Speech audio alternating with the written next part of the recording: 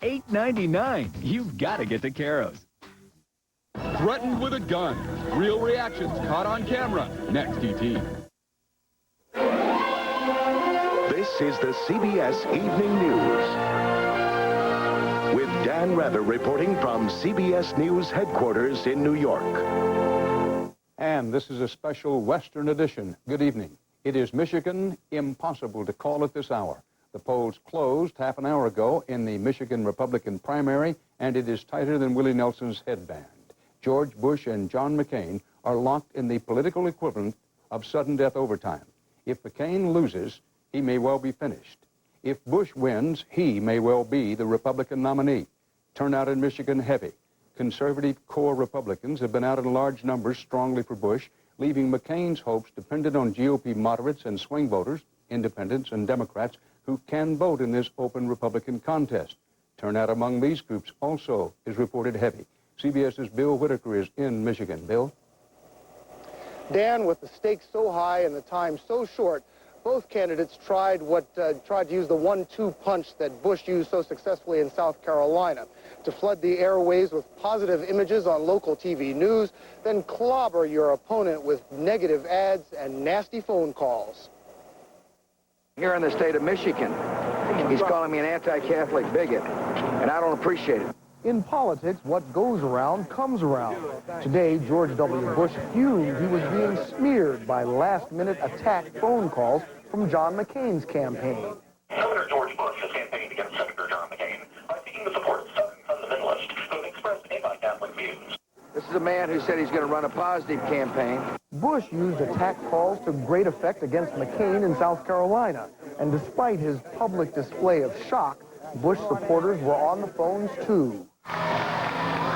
Targeting conservative Christians, 1/4 of likely voters. I believe God wants me to vote for him, so... He got help from evangelist Pat Robertson, who sent out his own phone calls accusing McCain of being for abortion and against Christians. John McCain refused to repudiate these words. You may hold the future of America in your hand. Even the National Smokers Alliance teamed up with Bush to bash McCain. John McCain sponsored the largest consumer tax increase in history. It was all geared to getting out the vote. George Bush? Well, something got them out. 2 times more voters participated today than 4 years ago. I voted for John McCain. Tonight in Kansas City, Bush said he was the real choice of real Republicans. Among the Republicans in the state of Michigan and among those independents who share our philosophy, our compassionate conservative philosophy, among those two groups, there's no question who the winner is in Michigan tonight, and you're looking at him. Now, Bush knows if he can't unite a winning coalition here, he'll limp into Super Tuesday with his money backers worried that he's not the winner they bargained on. Dan? Bill Whitaker in Detroit. Bush and McCain competed in Michigan on a very different political landscape than they did 3 days ago in South Carolina. For more about that, we turn once again tonight to CBS News veteran political reporter and Chief Washington correspondent Bob Schieffer. Bob? Dan, the difference today is that John McCain was able to do what he could not do in South Carolina. He got a big turnout of independents and Democrats, and they went for him in a big way. Unlike South Carolina, which is a very conservative state, about half the people who voted in Michigan today called themselves either independents or Democrats, and about 70% of those groups, 70% of them voted for McCain. Bush's strength in Michigan was just where it was in South Carolina. You heard him say it a minute ago, among the party regulars, among the people who call themselves Republicans. Bush won in a landslide. So with Bush doing so well with that group and McCain doing so well among independents and Democrats, you knew early on that whoever wins this thing, it is going to be close. Whatever the reasons, Bush did not seem to go over as well in Michigan as he did in South Carolina. His favorability rating in South Carolina was 73%. That is very high. In Michigan, it was still high, but it slipped to 58%. McCain's favorability hovered in the mid-60s in both states. Another thing, by a narrow margin in South Carolina, more people believe Bush was the real reformer in the race. But today, again, by a narrow margin, more people believe McCain was. I think, Dan, if you take this survey as a whole, Bush did not come off as credible to the people of Michigan as he did to the people of South Carolina. Dan. Bob Schieffer, thanks. An editor's note. CBS News has a demonstrable record over the years of being the most accurate about elections. We are aware that some other people have called this race in Michigan, but under our CBS News philosophy, we'd rather be last than wrong. We have not yet called the race. If we do so during this broadcast, we'll immediately pass it along to you, of course. This was also primary day in Arizona, which made Senator McCain the first candidate to actually cast a vote this year. McCain's expected to carry Arizona. CBS's Phil Jones is in Phoenix tonight. Phil? Dan, it is a really anxious John McCain who is here at his home state of Arizona tonight waiting for the big call from Michigan. At least he does know how 2 Arizona Republicans voted today. The press watched from above as McCain and his wife Cindy arrived at the huge sports coliseum in Phoenix to cast their ballots for their favorite presidential candidate. All the polls had shown McCain leading Bush here by more than 20 points. But even as he voted in Arizona, McCain was worried about Michigan, where he expected a tight race. With early speculation he might lose, he faced the question of survival. Senator, is it do or die for you in this campaign? Everything's do or die in this campaign. That's why we're having so much fun. Every day is do or die. We're a high-wire act and insurgency campaign, and we've had a great ride, and we're proud of the positive campaign we've been running. And we believe that that's the way the voters will finally come down. The McCain camp has grown extremely bitter over what it believes is the Bush and so-called religious rights attack on McCain and his record. One senior aide to McCain told me this afternoon that if McCain does win Michigan, it will be a repudiation of Bush's campaign tactics, and the aide said, we intend to hang it around Bush's neck in the coming days. Also, thank you, Phil Jones. CBS News now estimates that when all the votes are in and counted in Michigan, that Senator John McCain of Arizona will have taken the Michigan primary. CBS News now says McCain the winner there. On the CBS Health Watch, President Clinton asked Congress for action today after a report that shows at least 44,000 Americans die every year because of medical mistakes. The president wants Congress to require hospitals to report all medical errors that lead to deaths and serious injuries, and he's ordered new regulations designed to make it harder to mix up drugs with similar names or give the wrong dose by accident. The hospital industry opposes the president's plan, saying it will lead to an increase in malpractice lawsuits. The U.S. Supreme Court hears a health insurance case tomorrow that could affect millions of Americans with HMOs. At issue, a patient's right to sue an HMO if doctors are paid bonuses for cutting costs. It's the case of Cindy Herdrick. In an interview for tonight's 60 Minutes 2, she told us she was misdiagnosed twice for a burst appendix. She later found out that doctors at her HMO are paid annual bonuses for budget cutting. When you first heard about this, quote, contract between the HMO and the doctors, what was your reaction? It's not fair that they have the ability to compromise your health care, to jeopardize your life, just as a result of them trying to control costs or save costs and to reap in the benefits. They basically share the profits. Herdrick has already won a malpractice case against her doctor. Now she's taking her Illinois HMO to court. The suit is long overdue, according to Dr. Harvey Waxman, who's both a neurosurgeon and a malpractice attorney, and a longtime critic of the financial pressures HMOs place on doctors. They're paid bonuses to do less work, not to do more work. In fact, they are paid money specifically if they didn't give out too many drugs, if they didn't spend too much money on tests, if they didn't put a patient in the hospital, regardless of whether the patient needs it. 60% of HMO doctors are paid some kind of bonus or incentive to cut costs. HMOs say this is legal, ethical, and they say not a conflict of interest. The alternative, they tell us on tonight's 60 Minutes 2, that'll be at 9 o'clock, is a sharp rise in health care costs for everyone. Coming up next on the CBS Evening News, I'll discuss with Bob Schieffer McCain's win in Michigan. And then later, we'll have part 2 of our in-depth investigation. Are some drugs going to market too soon? Give me the chili. It's hot. the way I like it. Eat like a kid again. Tagamet stops stomach acid faster than Pepsi. The kid is back. Chili's still hot. Yeah.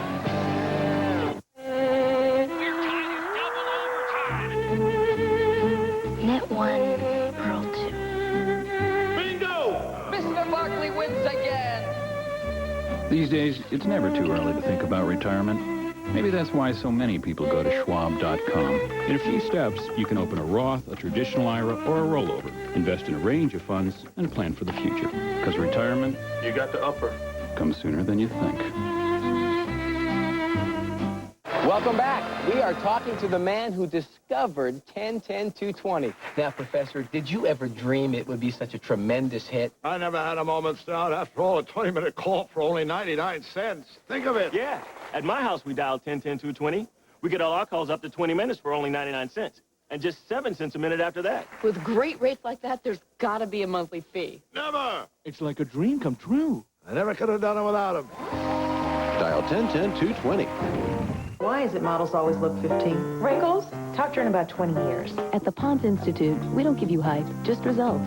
Our age-defying lotion is proven to visibly reduce fine lines by up to 77%. Age-defying lotion, no hype, just younger-looking skin. Headline of the hour in tomorrow's papers, McCain wins the Republican primary in Michigan. Our CBS News estimate is that when all the votes are in and counted, McCain will have won the Michigan primary over George Bush. This is a comeback for John McCain. He won big in New Hampshire, then lost a particularly nasty race in South Carolina, now comes back to win in Michigan. Let's go to Bob Schieffer. Bob, this ensures that McCain will make it through the rest of the primary season, at least through Super Tuesday. It doesn't knock George Bush out, doesn't mean he isn't going to be the nominee, but does leave him wounded. Well, I think so, Dan, and I think also, I mean, you say this every time John McCain wins one of these things, but every one of them, John McCain sort of has to win to get on to the next one, and I think this was absolutely crucial for him to win this one. I'm not sure that his people thought he was going to win in Michigan. It was coming so quick after South Carolina that I'm not sure they thought they could get the momentum going and turn it around. But clearly he has now regained his title as the reformer in the race. Bush wrested that away from him down in South Carolina. But here in Michigan, it seems to me, Dan, where you had a much more liberal to moderate electorate today than you did in South Carolina, I think John McCain has gotten his campaign back on the road and back on track. Thanks, Bob. Clearly in this Michigan race, it was a help to McCain. We need no more to tell how much. That McCain pointed out that Bush got heavy support from the so-called Christian right, Jerry Falwell, Pat Robertson, the whole thing at Bob Jones University about anti-Catholicism, anti-Semitism, anti-black roots at that university helped Bush in South Carolina, hurt him in Michigan.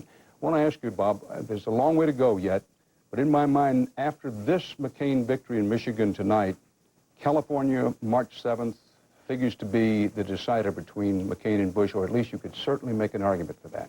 Well, I think that's right. I think California is absolutely crucial, and it may be the deciding primary. Don't forget also, Dan, on that same day, they'll be voting up in New York. That's also going to be very important, too. Bob Schieffer, discussing McCain wins in Michigan. There's more trouble for the U.S. Army's Apache helicopter. CBS's David Martin reports tonight that the Army has ordered all 600 Apaches inspected to check the pins on the rotor. Tomorrow on the CBS Evening News, correspondent Martin will have a full report on all the problems with this high-tech attack helicopter. The Space Shuttle Endeavour is safely back on Earth tonight. It touched down at the Kennedy Space Center in Florida, one orbit late because of high winds. The crew spent 11 days in space collecting data for the most accurate map of the Earth ever made.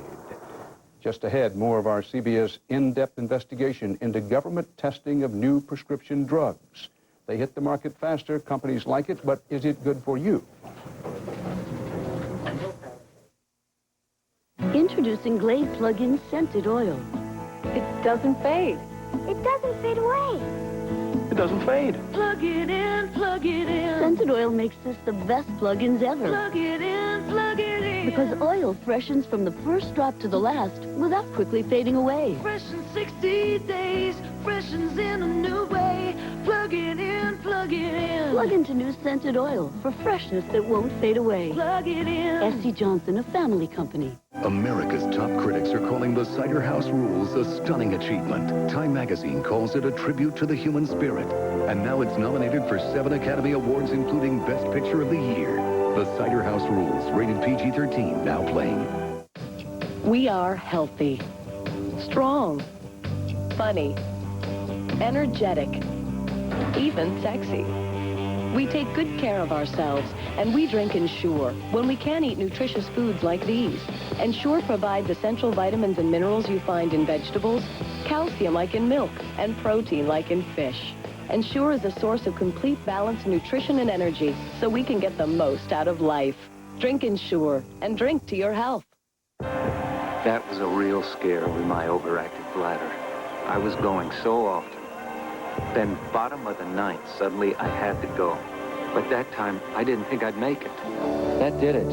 I called my doctor. You don't just have to accept overactive bladder. It's a medical condition, and doctors have treatments that can help. Need a break? Not right now. Ask your doctor or call for information. If you have overactive bladder, do what I did.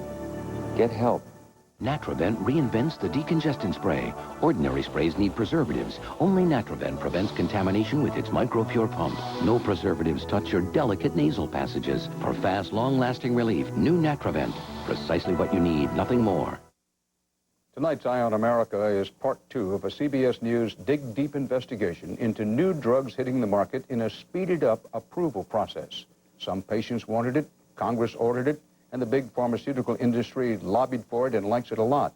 But correspondent Cheryl Atkinson reports there's growing evidence that some drugs now are approved before it's certain that they're safe.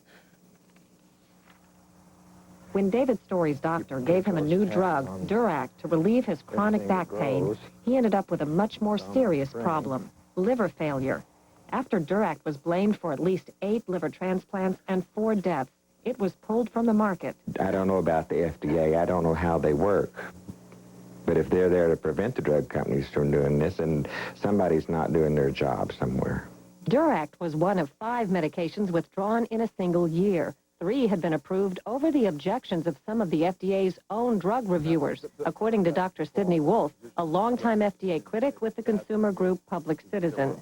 In every instance, people in the Food and Drug Administration who knew that it was wrong, who said the drug shouldn't be approved, but who were overruled. For decades, patient groups in the drug industry complained the FDA was far too plodding in approving new drugs. In the 1990s, Congress pushed to speed things up. The changes give the pharmaceutical companies more influence in the process. They even help pay the salaries of FDA drug reviewers. Now more drugs are hitting the market faster. The time it takes for a new drug to be approved has dropped from 3 years to 1. And where the FDA once averaged 23 new drugs each year, that number more than doubled in 1996 and is still well above average. A bonanza for the pharmaceutical industry, which says the FDA is finally operating the way it should. The only thing that has really changed is that the FDA is more efficient than it was before. But current and former drug reviewers complain the pressure to approve new drugs can outweigh all other concerns.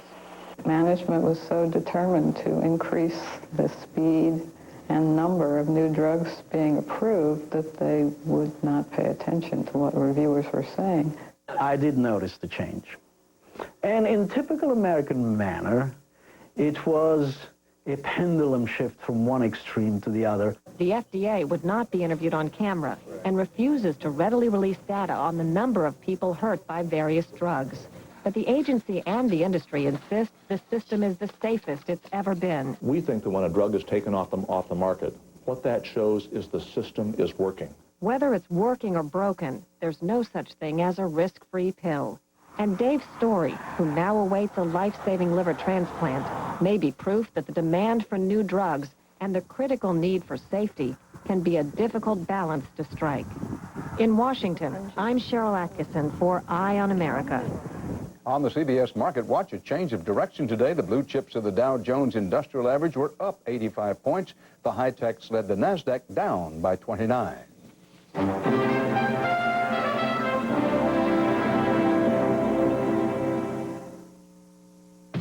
Buck's a mighty dog. Dogs his size live longer than larger dogs, so Buck gets Mighty Dog Senior, the perfect balance of nutrients and now more vitamin A for vision. Mighty Dog Senior. It makes your dog a mighty dog.